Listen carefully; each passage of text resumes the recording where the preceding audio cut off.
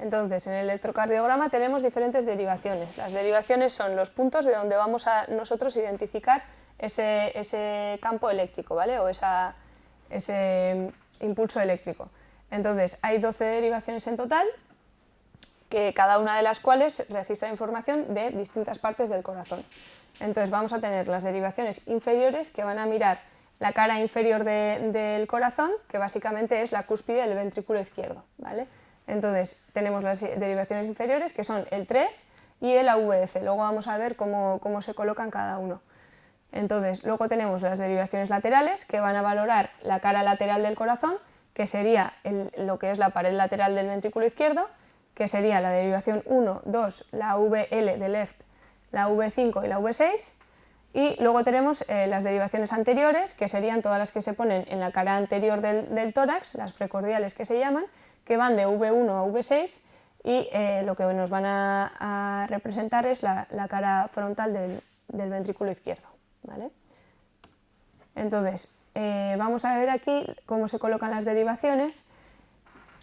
Tenemos primero la región precordial, que lo que va a hacer es poner en plano horizontal la electricidad del corazón, ¿vale? Entonces tenemos el V1, 2, 3, 4, 5 y 6, que se colocan tal y como pone en estas líneas, ¿vale? Siempre tienen que ir en esos huecos intercostales, es importante porque si los movemos de sitio, obviamente vamos a coger la electricidad desde otro punto y eso va a hacer que el trazado cambie, ¿vale? Y si el trazado cambia podemos diagnosticar algo que no es real, entonces es importante ponerlos en su sitio. Luego tenemos el triángulo de Eindhoven, que nos va a decir cómo poner las derivaciones bipolares, ¿vale? Las derivaciones bipolares se llaman porque estos precordiales son unipolares, quiere decir que solo miden desde un punto cómo va la electricidad hacia ese punto, y en cambio las bipolares quieren decir que es un dipolo, negativo positivo, y entonces van a medir tanto las ondas que van hacia un lado como las que van al otro lado, ¿vale? Entonces, por consenso se dijo que las positivas en el eje cardíaco, o sea, en el electrocardiograma, irían hacia arriba y las negativas hacia abajo. Las positivas son las que van hacia el electrodo y las negativas son las que se alejan del electrodo, ¿vale? Entonces aquí vamos a poner en el brazo derecho, en el brazo izquierdo y en la pierna izquierda, ¿vale? Y estos van a ser el D1, D2 y D3. Y entonces aquí vamos a ver cómo vamos a ver el eje cardíaco, ¿vale? El eje cardíaco es el corazón, se sitúa de arriba a abajo, de derecha a izquierda y de atrás a adelante, ¿vale? Entonces la electricidad va a ir desde la aurícula derecha arriba hasta la punta del corazón y luego va a subir un poquito, ¿vale? Por los nervios finales, entonces, por las ramas. Entonces, el corazón normalmente va a tener un eje así, ¿vale? Que va a ir más o menos en dirección al 2, a la derivación 2, más o menos aquí. Entonces, por consenso, se dijo que la rama horizontal, que digamos, no rama, pero bueno, el plano horizontal sería donde estuviera el 0 y el 180, ¿vale? Y entonces diremos que del 0 al más 90, ¿vale? Ese sería el rango de un eje normal. Normalmente el eje cardíaco siempre tendría que ir entre 0 y 90, ¿vale? Que seguramente la normalidad sería entre el 2 y, bueno, entre el 1 y el 2, más o menos, ¿vale? Entonces, si vemos que el eje cambia, también podemos decir que hay una patología, ¿vale? En el corazón. Entonces, aquí vemos el AVR, que sería el que está en la mano derecha, el AVL, que está en la mano izquierda, el AVF, que está en el pie izquierdo, ¿vale? Izquierda, derecha y abajo, y luego el 1, 2 y 3. El 1, que hemos dicho que es el horizontal, el 3, que va de izquierda a derecha, de arriba a abajo, y el 2, que va al revés, ¿vale? De derecha a izquierda y de arriba a abajo.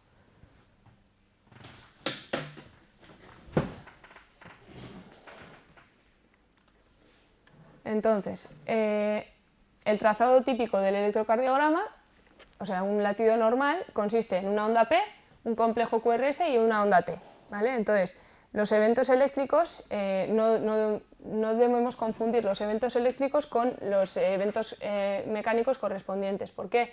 porque siempre llega primero la electricidad y luego va a ser la compresión, ¿vale? Entonces lo que nosotros estamos viendo en el electro no es la compresión cardíaca, estamos viendo la electricidad. Entonces en la sístole mecánica estará entre el QRS y la onda T, y la diástole en cambio estará después de la onda P, ¿vale? Entonces aquí vemos un electro, entonces tendremos la onda P, luego tendremos el intervalo PR, que será la diástole, luego tenemos el QRS, ¿vale? Luego tenemos el segmento ST y luego tenemos la onda T, ¿vale? P, Q, R, S, T y U, que U normalmente no suele aparecer. Está descrito, pero aparece algunas veces. Entonces vamos a explicar cada una de ellas. La onda P, hemos dicho que es la despolarización auricular, bueno, no hemos dicho, pero lo digo ahora, es la despolarización auricular, que es como si fuera cuando la aurícula se carga, ¿vale? De electricidad, cuando pasa la electricidad a la aurícula, y después de despolarizarse, obviamente se contraerá, pero no en el momento, sino después. Entonces, normalmente tiene que superar, nosotros lo que hacemos en un electro es medir la anchura y la altura de cada complejo, ¿vale? Y midiendo la anchura y la altura podemos saber si es normal o si no es normal. Y siempre los segmentos, tanto el PR como el ST, tendrán que ir en la línea, cero, ¿vale? No se deberían mover. Si se mueven hacia arriba o hacia abajo sería también patológico. O si fueran más anchos o más estrechos de lo normal, sería también patológico. Entonces, no tiene que superar los 0,25 milivoltios, su duración no debe superar los 0,11 segundos en el adulto o los 0,07 o 0,09 segundos en los niños. Tiene que ser redondeada, de rampa suave, simétrica y de cúspide roma, quiere decir de cúspide con una punta, no puede tener una M, por ejemplo, ¿vale? Y de forma ovalada. Y tiene que precederse al complejo ventricular, o sea, al QRS, ¿vale? Tiene que estar antes del QRS, si no está, pues también habrá alguna patología. Luego tenemos el segmento PR, que es el intervalo PR, pues representa la despolarización auricular y el retraso fisiológico que sufre el estímulo a su paso por el nodo auriculoventricular, ¿vale? Entonces nosotros tenemos el nodo sinusal que va a mandar la onda y cuando llega al nodo auriculoventricular vamos a tener un enlentecimiento y ese va a ser el segmento PR, ¿vale? Entonces se mide desde el inicio de la onda P hasta el inicio de la onda Q o de la onda R. Entonces su valor normal tiene que ser entre 0,12 o 0,20. En casos en los que haya un síndrome de preexcitación, que quiere decir que el nódulo auriculoventricular no hace ese freno que tiene que decir, o sea, que tiene que hacer, será más corto. Y en cambio, cuando tengamos un bloqueo auriculoventricular de primer grado, que quiere decir que el nódulo auriculoventricular, en vez de frenar lo que tiene que frenar, frena mucho más, pues entonces tendríamos un PR alargado y esto quiere decir que hay una conducción enlentecida. A ver, no he puesto ninguna foto del corazón, pero básicamente estamos hablando de esto, ¿vale? Entonces, este segmento es cuando la electricidad llega desde el nodo auriculoventricular, o sea, desde el nodo sinusal al auriculoventricular. Entonces, nosotros en su día dijimos que la aurícula bate a un latido de 60 y que el nodo auriculoventricular bate a un nodo de 45, es más lento, ¿vale? Entonces, cuando el impulso llega desde la aurícula hasta el nódulo auriculoventricular, lo que hace el nódulo auriculoventricular es frenarlo un poquito. Entonces, esto sería la espera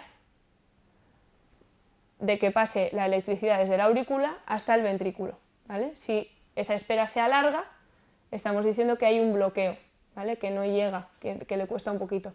Y en cambio, si esa espera se acorta, quiere decir que hay un síndrome de preexcitación, que el ventrículo se excita antes de lo que tiene que hacerlo, ¿vale? Entonces, luego tenemos el complejo QRS, que es la despolarización ventricular, ¿vale? La P hemos dicho que era auricular y el QRS la ventricular, por eso es mucho más grande, ¿vale? Porque el ventrículo tiene mucha más masa muscular y tiene mucha más potencia, y entonces la electricidad que necesita para contraerse es mucho mayor, ¿vale? En cambio, pues la aurícula no necesita mucho. Entonces, la duración normal es de entre 60 a 120 milisegundos y lo que primero vamos a ver es la onda Q, que cuando esté presente va a ser una onda muy pequeñita que representa una corriente horizontal que va de izquierda a derecha del potencial de acción que viaja a través del septum interventricular.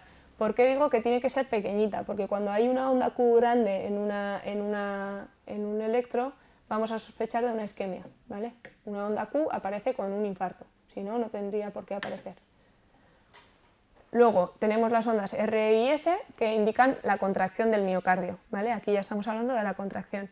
Entonces la onda R será la primera deflexión positiva, o sea, el primer pico hacia arriba del complejo QRS, y que suele ser la de mayor tamaño. Y la onda S será cualquier onda negativa que vaya después de la onda R, ¿vale? Y luego tenemos el segmento ST, que conecta con el complejo QRS y la onda T, ¿vale? O sea, básicamente es entre el QRS y la onda T hay un complejo, hemos dicho un segmento, el ST, ¿vale?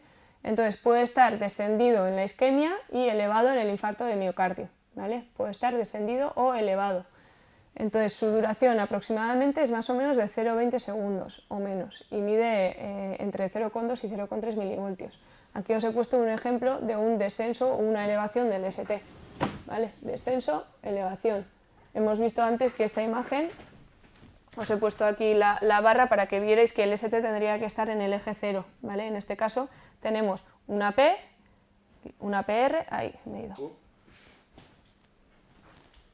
Perdón, no le he dado, pero no sé por qué ha aparecido. Entonces tenemos una P, una PR, una Q que baja hacia abajo, que es pequeñita, R que va hacia arriba y luego tendría que venir la S que va hacia abajo y luego el segmento ST, pero en este caso lo que tenemos es que el ST se ha elevado mucho, ¿vale? Entonces eso indica que hay una isquemia, que hay un infarto. Y luego por último tenemos la onda T, que es la repolarización de los ventrículos, ¿vale? Cuando se cargan otra vez los ventrículos. Entonces en la mayoría de las derivaciones la onda T tiene que ser positiva, si es negativa también hay que sospechar que pueda ser un descenso del ST, ¿vale? Y eso quiere decir que hay una isquemia también. Entonces, vamos a ver luego la tomografía computerizada, que básicamente es el TAC, conocido como TAC, que ahora ya no se le llama TAC, sino que se llama TC, ¿vale? Entonces, tomografía viene del griego y quiere decir tomo, que es corte, y grafía, que es imagen, ¿no? Entonces, lo que vamos a obtener son unos cortes, unas imágenes de unos cortes, ¿vale? Del paciente. Entonces, ¿por qué no se le llama ya TAC? Porque el TAC quiere decir tomografía axial computerizada, ¿vale? Eso quiere decir que antes lo que hacíamos en un TAC era coger un paciente y lo cortábamos en rebanadas de más o menos 1 centímetro cada una, o en el plano vertical o en el plano horizontal, ¿vale? Axial. ¿Qué pasa ahora? Que con eso se vio, bueno, aparte antes no existía porque no había esa tecnología, pero la tecnología ha ido avanzando y entonces al darse cuenta de que, claro, entre tomo y tomo hay 1 centímetro y ese centímetro normalmente no tendrá por qué haber nada, pero puede haber algo que no estamos viendo. Entonces se evolucionó a un nuevo TC, a una nueva tomografía donde las imágenes se captan como en forma helicoidal, ¿vale? Se llama TC helicoidal porque en vez de ser axial, en planos, se va cogiendo como una hélice y al final conseguimos coger toda la superficie del paciente, ¿vale? Entonces, pues luego una vez tenemos esa información, es mucho más fácil, por ejemplo, hacer una reconstrucción 3D, ¿vale? Que en realidad una reconstrucción 3D nos vale para poco, para impresionar a la gente y poco más, porque en realidad lo único que estamos viendo es lo de fuera, lo de dentro no lo vemos en un 3D, ¿vale? Entonces, lo que vamos a ver en un TC, pues es un corte, aunque sea helicoidal, igualmente lo vemos en cortes, ¿vale? Lo que pasa es que lo vemos en todos los cortes, o sea, cada milímetro tiene un corte, antes cada centímetro tenía un corte, ¿vale? Ahora lo vemos mucho más preciso. Entonces, aquí lo que vemos es una persona cortada así, ¿vale? En corte sagital, sí, creo que es sagital. Entonces, lo que vemos pues, son las vértebras, la boca con la lengua, la nariz, la fosa posterior, o sea, el cerebelo se verá ahí, aunque no se ve mucho. Entonces, como veis aquí en el TC, lo que más se ve son las partes duras, o sea, los huesos, ¿vale? el TC se utiliza para los huesos, más que nada, no se usa para las partes blandas porque no las diferencia casi. Para las partes blandas vamos a usar la resonancia, ¿vale? Entonces aquí se ve muy bien el hueso, se ven las arterias, algunas venas, se ve la tráquea, pero luego la lengua y las partes blandas, el cerebelo y tal, o sea, los músculos paravertebrales y tal, no se ven mucho, ¿vale? No se distinguen mucho.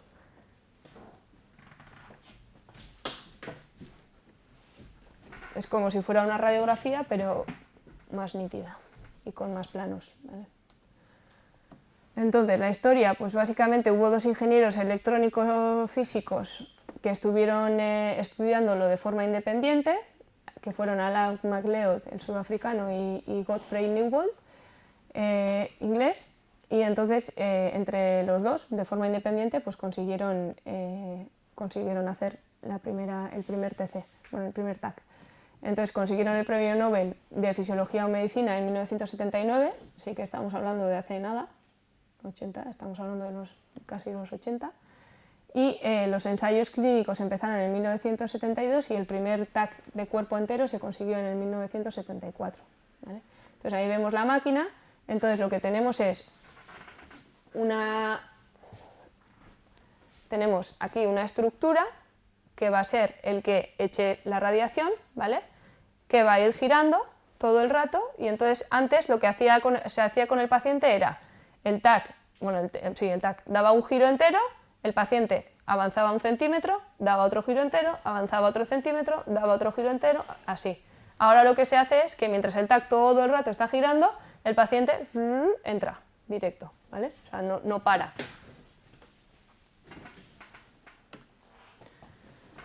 Entonces, aparte de eso, en el TAC, como ya hemos dicho que no se veían muy bien las partes blandas, lo que empezaron a investigar o a hacer fue la utilización de los contrastes, ¿vale? El contraste es una sustancia que es radioactiva, o sea, no radioactiva, sino radioopaca, o sea, que en un TAC se vea mejor, ¿vale? Que la aumentemos por vena, va a todo el cuerpo, y una vez que esté en todo el cuerpo, hacemos el TAC. Y eso lo que nos va a hacer es que ciertas partes blandas se vean muy bien, aunque sea un TAC, ¿vale? Entonces aquí os he puesto dos imágenes, por ejemplo, de una tumoración cerebral.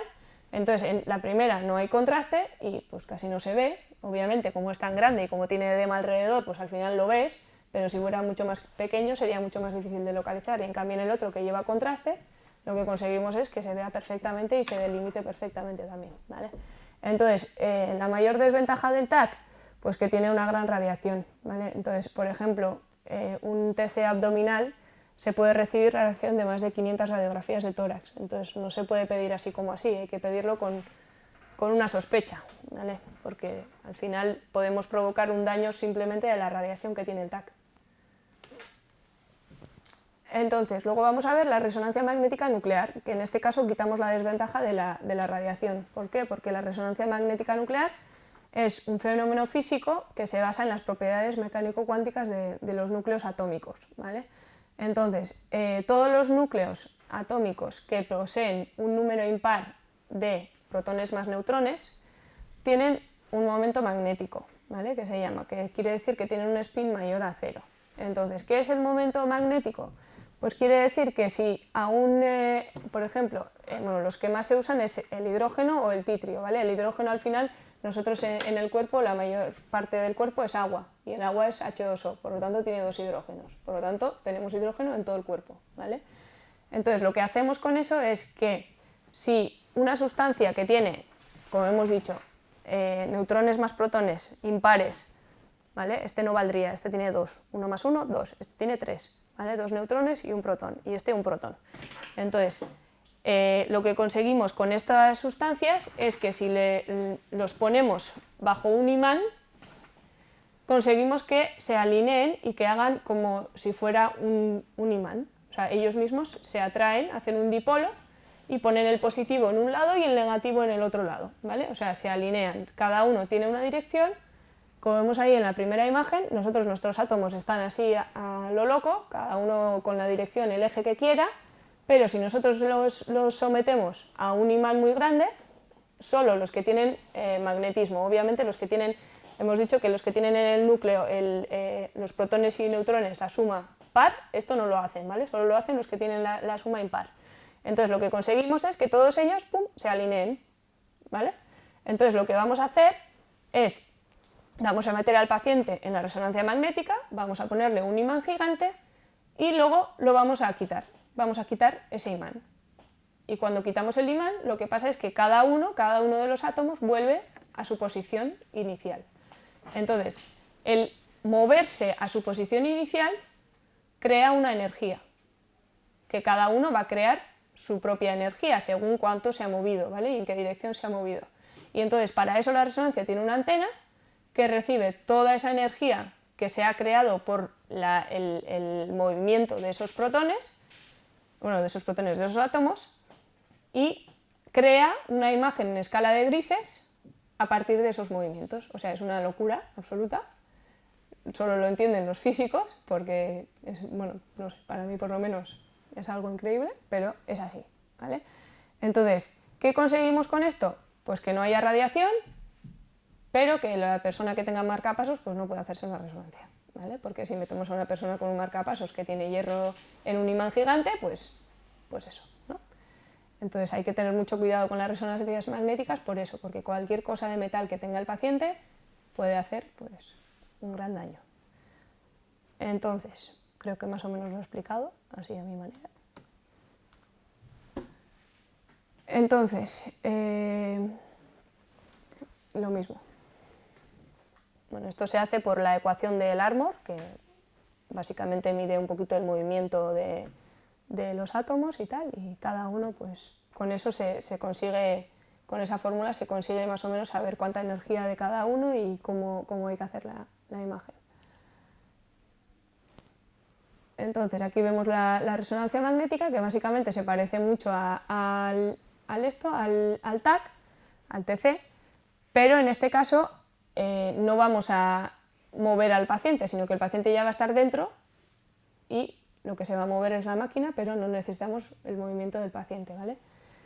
Entonces, en 1952 fue Hermann Karr el que produjo una imagen de resonancia magnética, pero en una sola dimensión, y luego Raymond Diamond, que era un médico de Estados Unidos, creó la primera máquina de imágenes por resonancia magnética en 1972 y presentó la primera patente.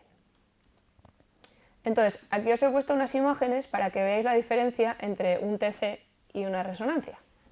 Entonces, cuando queremos ver alguna lesión en el hueso, esto es un TAC, bueno, un TC, una reso, ¿vale? Esto nos viene muy bien para el hueso, ve perfectamente ahí que hay un huequito en el hueso, pero lo que está pasando en la parte blanda, que es el disco, no lo vemos. En cambio, en una resonancia se ven muchísimo mejor, aquí está un poco borrosa, pero bueno, las partes blandas de ligamento, de músculo y de estos, joder, estoy hoy trabada con... y del disco se ve mucho mejor, ¿vale? Y aquí lo mismo. Tenemos un TAC, que aquí vemos, por ejemplo, aquí vemos una arteria, que es la aorta, que está calcificada, vemos el calcio de la aorta, que está delante justo de las vértebras, ¿vale? Entonces el calcio se ve muy bien, pero el resto de las cosas que hay dentro no se ven. En cambio aquí se ve muchísimo mejor las partes blandas, ¿vale?